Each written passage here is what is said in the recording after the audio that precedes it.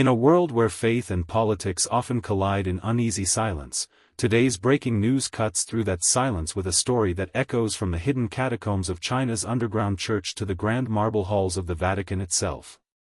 On June 5, Pope Leo XIV, history's first American pope, barely a month into his pontificate, made a move that both honors his predecessor's daring diplomacy and tests the fragile trust between Rome and Beijing. He has named Joseph Lin Yuntuan as the new auxiliary bishop of the Archdiocese of Fuzhou, a name that, until now, lived in the shadows of China's persecuted faithful. This single appointment is more than just an entry in the Vatican's official register. It is a living symbol of a decades-long struggle. The hidden priests and bishops who risked prison to serve Christ, the underground churches that worshipped in secret, and the intense negotiations that, since 2018, have tried to build a bridge over the Great Wall of Suspicion between the Communist Party and the successor of Peter. For the estimated 12 million Catholics in China, this announcement is either a breath of fresh hope, or a warning of deeper compromise. For the rest of us, it raises profound questions. Is the Vatican surrendering spiritual authority to an atheist government? Or is this the only path to safeguard the flock in a land where bishops have been appointed behind Rome's back for too long? In this video, we dive deep, no shallow headlines here. We will unravel 10 powerful truths you must know about Bishop Joseph Lin Yuntuan's appointment. We'll explore the secret history behind his hidden ordination, the complex deal that made this possible, and the fierce debate that now shakes the corridors of St. Peter's. Stay with us. Because what happens in the hidden corners of China's Catholic Church matters for every believer who calls Christ King, from the cathedrals of Europe to the prayer rooms of Africa to the underground chapels of Asia. This is Catholic history unfolding in real time. And it's a story you won't want to miss. Now, let's uncover the first key truth behind this headline that's shaking both Rome and Beijing. To understand why Bishop Joseph Lin Yuntuan's appointment is so significant, we must first remember who Pope Leo XIV is, and what mantle he inherited just weeks ago. When the cardinals gathered in secret conclave this past May, they elected a man whose reputation was forged not only in Rome's diplomatic circles but also among ordinary Catholics yearning for moral clarity and bold shepherding. As history's first American pope, Leo XIV immediately faced one of the most delicate dilemmas on the Church's global stage: how to handle China, a nation where the gospel has spread quietly, even under persecution, but where political control remains tight and unforgiving. Just weeks into his pontificate, Leo XIV chose to act swiftly. On June 5, he named Joseph Lin Yuntuan as auxiliary bishop of Fuzhou, a major coastal archdiocese in China's southeastern Fujian province, a region historically known for vibrant Catholic communities and equally fierce government crackdowns. This appointment is not just an administrative decision, it is the new pope's first real test of leadership in navigating the sensitive Vatican-China agreement, an agreement signed under Pope Francis in 2018, renewed multiple times, and endlessly debated by theologians, diplomats, and underground clergy alike. By making Lin Yuntuan's appointment official, and by ensuring the Chinese government recognized it, Pope Leo XIV signals continuity with Francis's legacy of dialogue rather than confrontation. Some see this as a diplomatic masterstroke to protect millions of Catholics from harsher restrictions. Others fear it sends a troubling message, that Rome is willing to bend to Beijing's demands in exchange for fragile permission to operate on Chinese soil. But make no mistake, the stakes could not be higher. In naming Lin Yuntuan as his first Chinese bishop, Pope Leo XIV has stepped directly into the turbulent river of China-Vatican relations. A river whose currents have carried away many hopes before. Only time will tell if this appointment calms the waters, or stirs up a new storm. As we turn to the second insight, we will uncover the delicate agreement that makes this possible, and why it remains one of the most debated pacts in modern church history. To grasp the full gravity of Bishop Joseph Lin Yuntuan's appointment, you must first understand the fragile bridge on which it stands, the Vatican-Beijing Accord. Signed secretly in September 2018 and renewed multiple times, most recently in October 2024 for another 4 years, this provisional agreement marked a historic yet deeply contested turning point in the Catholic Church's centuries-old mission in China. Since the days when Matteo Ricci, the brilliant Jesuit missionary, first introduced the faith to the Ming dynasty in the 16th century, Catholicism in China has struggled between evangelistic zeal and political suspicion. After the Communist Revolution of 1949, the rift grew into a chasm. China severed ties with the Holy See, expelled the Vatican's representatives, and installed its own state-controlled Catholic Patriotic Association, an entity loyal to the Communist Party, not to the Pope. For decades, Chinese Catholics faced an impossible choice. Worship openly under bishops approved by the government but not recognized by Rome, or worship secretly underground, loyal to the Pope but hunted by authorities. Many priests and bishops paid for that loyalty with prison sentences, surveillance, or forced labor. Then, in 2018, Pope Francis made a dramatic gamble. He approved a secret deal with Beijing that, for the first time, allowed both the Holy See and the Chinese government a say in appointing new bishops. In theory, this was meant to heal the decades-long schism by regularizing bishops who had been appointed without papal mandate and preventing new schismatic ordinations. Yet for all its good intentions, the deal has never been fully transparent. The exact text remains classified. Critics argue it gives too much power to a regime that has repeatedly cracked down on churches, removed crosses from steeples, and imprisoned priests. They fear that the Church's sacred right to choose its shepherds, successors of the apostles, now hinges on political approval from an officially atheist government. Supporters counter that the alternative was worse: isolated faithful without bishops recognized by Rome, vulnerable to even harsher persecution. By agreeing to dialogue, the Vatican hopes to shield its flock and slowly bring the underground and official churches into one body of Christ. This is the delicate tightrope that Pope Leo XIV inherited from Francis, and Joseph Lin Yuntuan is the first Chinese bishop appointed under Leo's watchful eye along that rope. So, when you hear critics debate whether this is a betrayal or a breakthrough, remember, the Vatican-Beijing Accord is not just about politics. It is about real lives, real priests, real families, and a real hope that, somehow, this fragile pact might keep the light of Christ burning behind China's great firewall. In the eyes of the world, Bishop Joseph Lin Yuntuan is now an official auxiliary bishop, accepted by Rome and, remarkably, by Beijing. But for those who know the story behind the title, this recognition is far more than a bureaucratic announcement. It is the public unveiling of a secret shepherd who risked everything to keep the Catholic faith alive in the shadows of China's authoritarian rule. Joseph Lin was ordained a priest in 1984, a time when the wounds of Mao's Cultural Revolution still scarred the church. Seminaries were watched. Priests vanished into re-education camps. And yet, in quiet village chapels and hidden homes, Lin celebrated the Eucharist, baptized newborns, and taught the catechism by candlelight, always under threat of being arrested for illegal religious activity. For decades, he moved among the faithful like a ghost, never drawing attention, never seeking a title. His true consecration as a bishop came clandestinely in 2017. An act that, under Chinese law, was a defiance punishable by severe state reprisal. To the underground church, he was a father and protector, a sign that Rome's apostolic succession still lived despite the iron walls of political control. To see this same underground shepherd now recognized openly, with both the Holy See's blessing and the Chinese government's acknowledgement, is nothing short of historic. It shows the tightrope Pope Leo XIV must walk, honoring the courage of secret shepherds like Lin, while persuading Beijing that such loyalty to Rome need not be treated as treason. Some hail Bishop Lin's recognition as a miracle of patience and trust. Others whisper that his public status might tame the underground church's boldness, making it easier for the state to monitor the once hidden flock.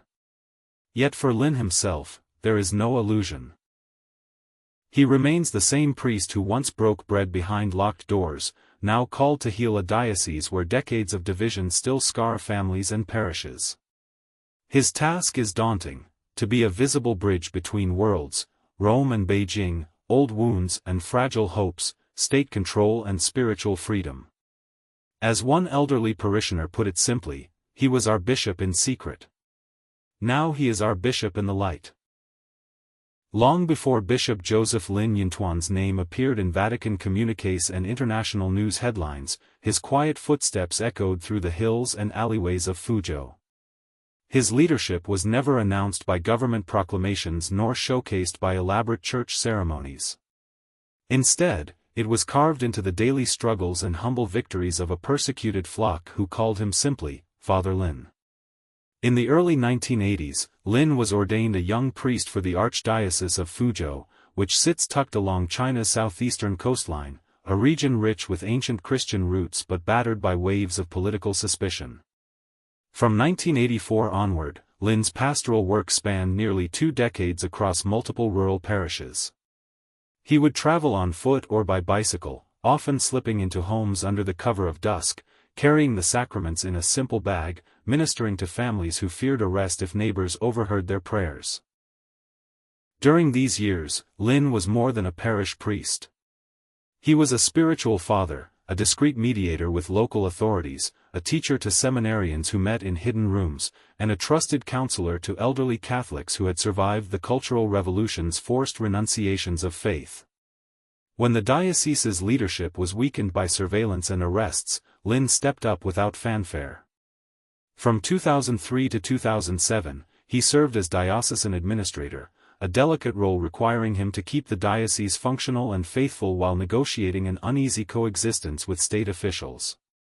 Many underground believers remember how, even under tight restrictions, he found ways to repair crumbling chapels, restart secret catechism classes, and comfort families whose relatives were imprisoned for unregistered religious gatherings.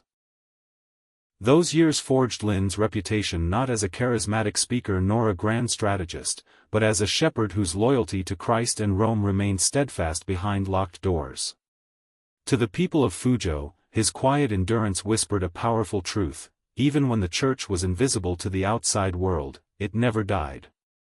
Today, as auxiliary bishop with official recognition, Lin's decades of hidden service stand as a bridge between Fuzhou's wounded past and its fragile hope for unity.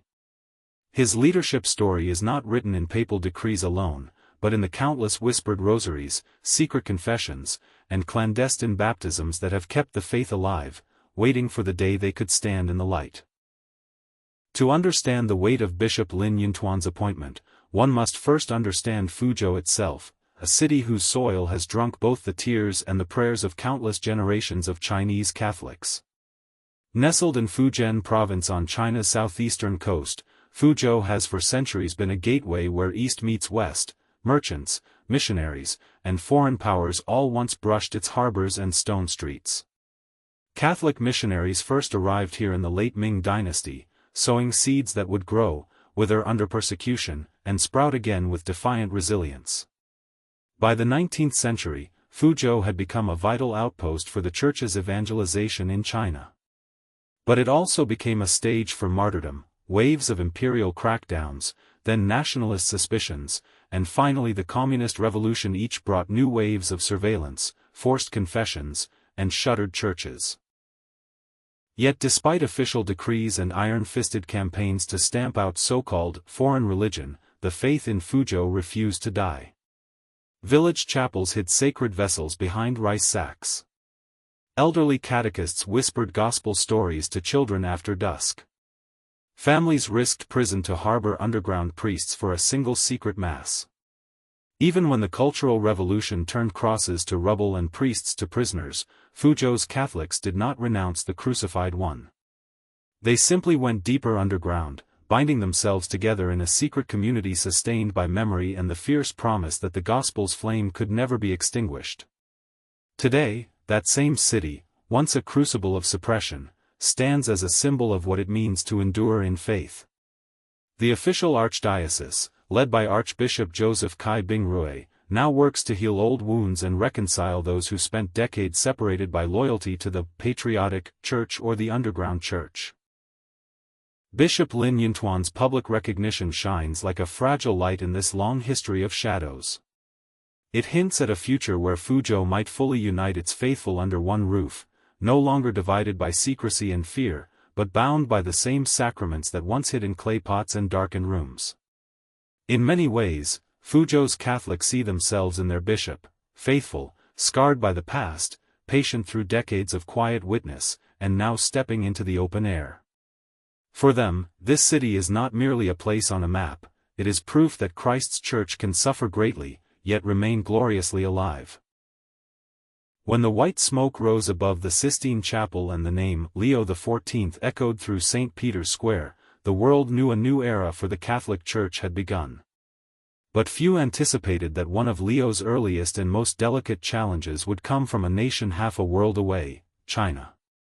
For decades, the Vatican's relationship with China has been a wound covered by thin bandages, a tension born of ancient missionary dreams clashing with modern communist suspicion. Pope Francis' historic 2018 accord with Beijing, allowing both Rome and the Chinese government a say in bishop appointments, was hailed by some as diplomatic genius and denounced by others as a painful compromise. When Francis died and cardinals gathered in Rome to elect his successor, the question lingered: would the next pontiff preserve this fragile agreement, or would he heed the cries of critics who claimed the deal betrayed China's underground faithful?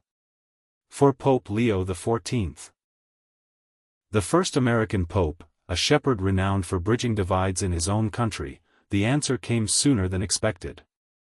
Within weeks of his election in May 2025, he faced the test: should he confirm Bishop Joseph Lin Yuntuan, a man secretly consecrated without state approval, and push Beijing to recognize him officially?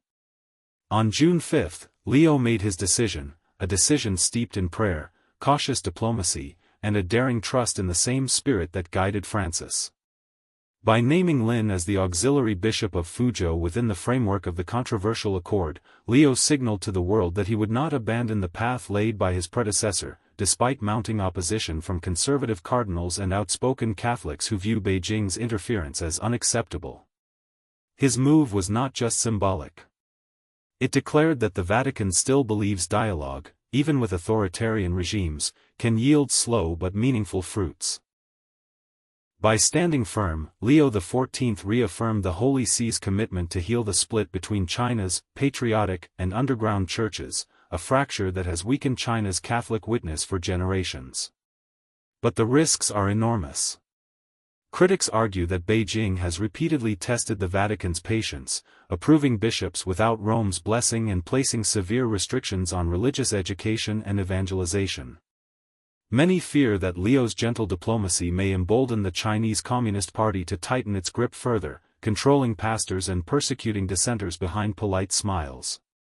Yet for Leo XIV, the appointment of Bishop Lin Yuntuan is more than a policy maneuver.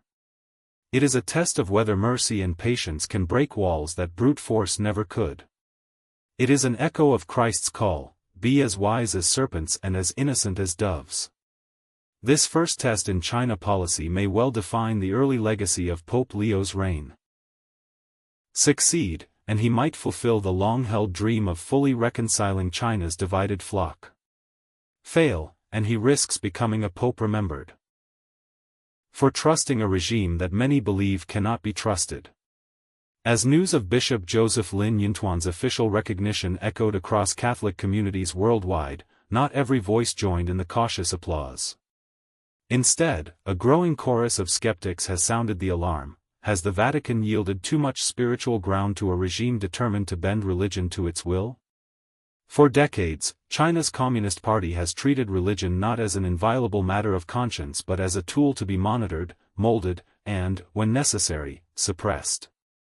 Even as official churches reopened after the Cultural Revolution, they did so under strict state control, with bishops approved, and often removed, at Beijing's discretion. The 2018 Provisional Accord, crafted under Pope Francis, was supposed to be a delicate handshake. Rome would have the final say on bishops, and Beijing would gain legitimacy for its patriotic church while slowly reintegrating the underground faithful. But critics point to recent history as proof that Beijing's handshake comes with handcuffs. In the past few years alone, multiple bishops were installed without papal mandate, while underground clergy who refused to register with the state faced detention, harassment, or mysterious disappearances. Church buildings have been demolished under the guise of urban planning and crosses removed by local party orders. Now, with Pope Leo XIV confirming Bishop Lin's appointment within the same framework, skeptics fear that the Holy See has once again given Beijing an easy propaganda victory, a respected underground leader turned state-approved bishop, offering the image of unity while the government tightens its ideological grip behind closed doors. Conservative Catholic voices warn that this sets a dangerous precedent. They argue that by recognizing bishops only when Beijing nods, Rome risks giving a worldly government de facto veto power over the successors of the apostles. A direct contradiction of the Church's centuries-old teaching that Christ alone entrusts Peter's keys to the Pope. Some underground Catholics in China, speaking anonymously for fear of reprisal, echo this anxiety. They question whether the same security police who once tracked Bishop Lin's hidden masses can truly be trusted to leave him free now that he wears a government-sanctioned mitre. Yet amid this skepticism, others argue that dialogue, even imperfect, is better than decades of frozen hostility and secret martyrdom. They ask, if the Pope abandons this hard-won channel, who will suffer most, Rome, or the millions of ordinary Chinese Catholics desperate for lawful sacraments, safe catechesis, and a unified shepherd? For Pope Leo XIV, these warnings are not new. He inherits a dilemma shaped by centuries of tension: how to be gentle as a pastor yet firm as Peter's successor. His appointment of Bishop Lin is either a masterstroke of gradual reconciliation or a risky gamble that could see China's church bound ever tighter to state dictates. As this fragile experiment unfolds, the world's eyes, and the prayers of the faithful, remain fixed on Fuzhou and Rome alike. Amid the swirl of doubts, criticisms, and cautious praise, one conviction burns steadily in the Vatican's heart: unity. For centuries, the Holy See has known that a divided flock is a vulnerable flock, prey to politics, weakened in witness, and deprived of the fullness of sacramental life that Christ entrusted to His Church. It is this conviction, that the body of Christ must be one, even behind the Great Wall, that fuels the Vatican's unwavering defense of its controversial deal with Beijing.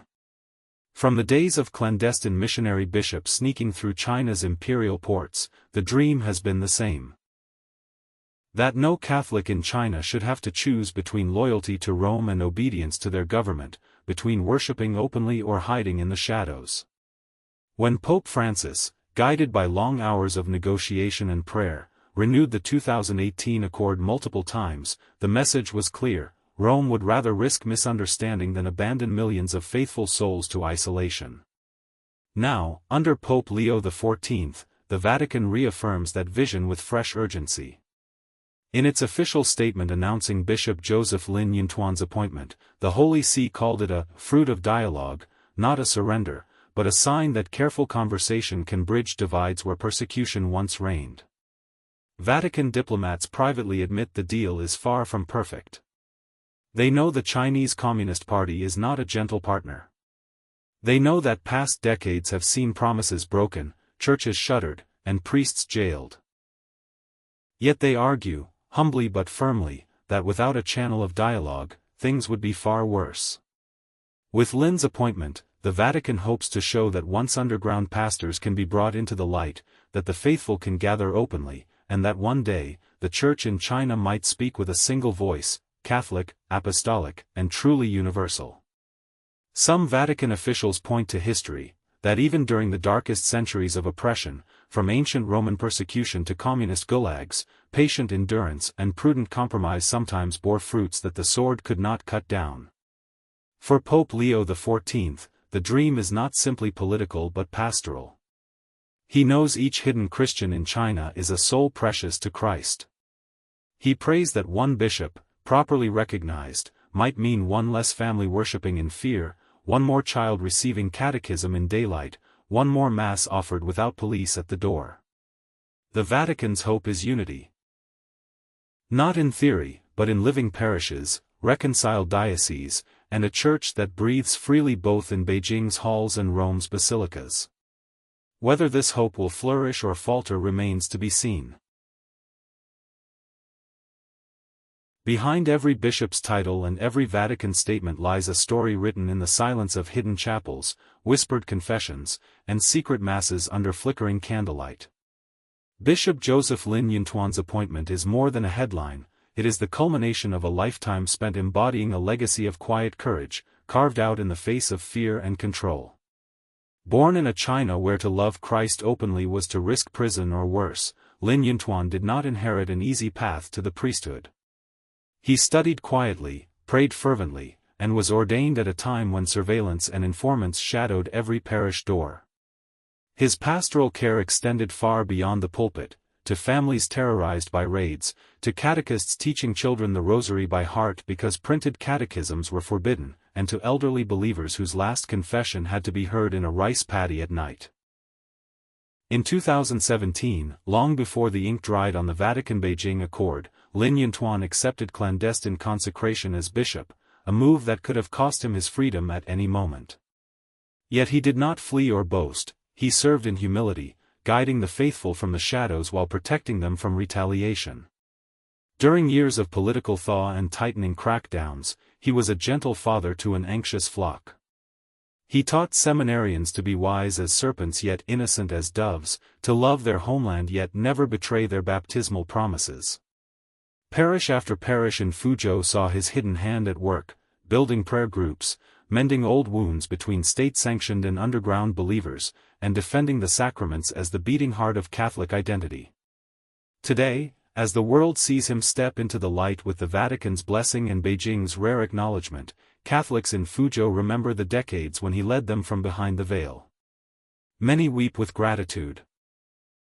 Not for a new title, but for the witness of a shepherd who never abandoned his sheep even when there was no cathedral roof to shelter them. This legacy of quiet courage is what makes his official appointment so powerful and so complicated. It is both a sign of reconciliation and a reminder of the suffering that demanded such resilience in the first place. For the global church, Bishop Lin's story is a living testament that the faith does not thrive on headlines alone, but on countless acts of hidden bravery. It is a call for every believer, in free nations and in lockdown villages alike, to remember, Christ's truth is not negotiated by governments, it is kept alive by saints in secret. As Pope Leo XIV honors this legacy, the world now asks, how will it shape China's Catholic future? This moment, the official recognition of Bishop Joseph Lin Yuntuan, is not just a single appointment lost in diplomatic jargon. For many within and beyond China's borders, it is a signpost pointing to the uncertain but hopeful road ahead for Catholicism in the world's most populous nation. For decades, China's 12 million Catholics have been torn between loyalty to Rome and survival under strict state control. Many families have worshipped underground, gathering in hidden homes and barns, passing on the faith with whispered prayers and handwritten hymnals, hoping their children would see a freer tomorrow. Now, with Pope Leo XIV stepping boldly into the delicate balance left by Pope Francis, Bishop Lin's appointment declares to the world that Rome will not forsake these quiet martyrs. It tells young priests and seminarians in China that their sacrifices have not gone unnoticed, that the universal church still dreams of a day when no Catholic must choose between fear and fidelity. For local parishes in Fuzhou, Lin's official status brings a glimmer of normalcy, less fear of raids, more hope for recognized sacraments, perhaps even permission to rebuild churches torn down or seized in years past. For the Chinese government, the move signals the Vatican's willingness to keep channels of dialogue open, even when trust is fragile. But it is also a subtle reminder that the Pope's authority remains unbroken, that while compromise may exist on paper, the spiritual leadership of the Church rests in Rome, not in any party headquarters. For the global Church, the appointment reignites debate. Will this delicate arrangement finally unify the state-sanctioned and underground communities into one vibrant Chinese Catholic Church? Or will it risk becoming a tool of state surveillance and control? Skeptics warn that without constant vigilance, political power may suffocate true faith. Yet for Pope Leo XIV, and for millions who pray daily for the Church in China, the dream is clear, that today's small step will plant seeds for a generation not yet born, children who will know Catholicism not as a hidden secret but as a public, living faith. Children who can be baptized, confirmed, and married without fear. Priests who can preach the gospel without being watched. Parishes that ring their bells freely on Easter morning.